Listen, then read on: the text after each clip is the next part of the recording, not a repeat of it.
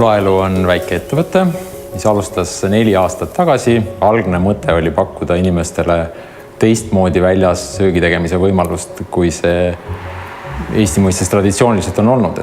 Et sul on ühendatud tule tegemise võimalus vee võimalusega, mis tegelikult on ühe köögi süda või söögi tegemise aluseks. Sellist üdini minimalistlikku lahendust tavapäraselt Eesti kontekstis varem ei pakutud.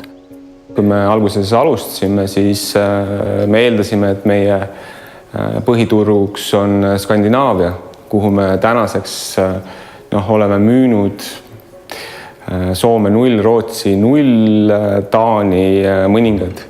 Ja üllatuslikult põhituruks on saanud Saksamaa, Belgia, Itaalia, Austria.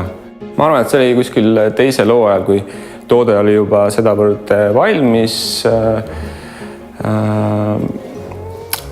et tekkis tunne, et mingi kaitse seal võiks nagu olla, et neid kopeerimisjuhtumeid nii meil kui mujal on suhteliselt tihti olnud.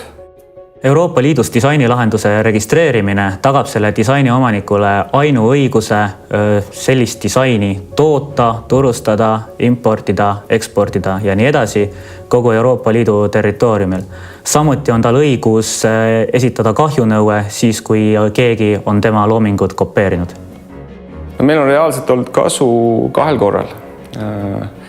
Üks juhtum oli Eesti-sisene, kus Eesti ettevõte hakkas tegema sarnaseid väliköögi lahendusi ja teine juhtum oli siis Euroopast, kus meile saadeti kiri, et palun lõpetage oma väliköökide tootmine, et nende arvates meie köögid on nende väliköökidega äravahetamiseni sarnased. Meie arvates see küll nii ei olnud ja selle kinnituseks on ka meil olemas disainlahenduse kaitsed ja peale seda, kui olime need edastanud ettevõttele, siis sellised süüdistused võeti tagasi ja kõik ilusti lahenes. Selleks, et kaitsta disainilahendust terves Euroopa Liidus korraga, tuleb esitada avaldus Euroopa Liidu intellektuaalomandi ameti koduleheküljel. Seda on väga lihtne teha.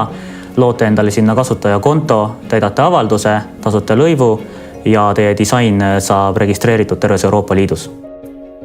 Kui teil tekib täiendavaid küsimusi selles osas, kuidas täpsemalt kaitsta tööstusdisaini lahendust Euroopa Liidus või millised on need nõuded, siis alati on võimalik pöörduda Patendiameti poole, võite tulla koha peale konsultatsiooni, võib esitada oma küsimuse telefoni või e-kirja teel ja lisaks sellele korraldab Patendiamet ka regulaarselt vastavaid seminare.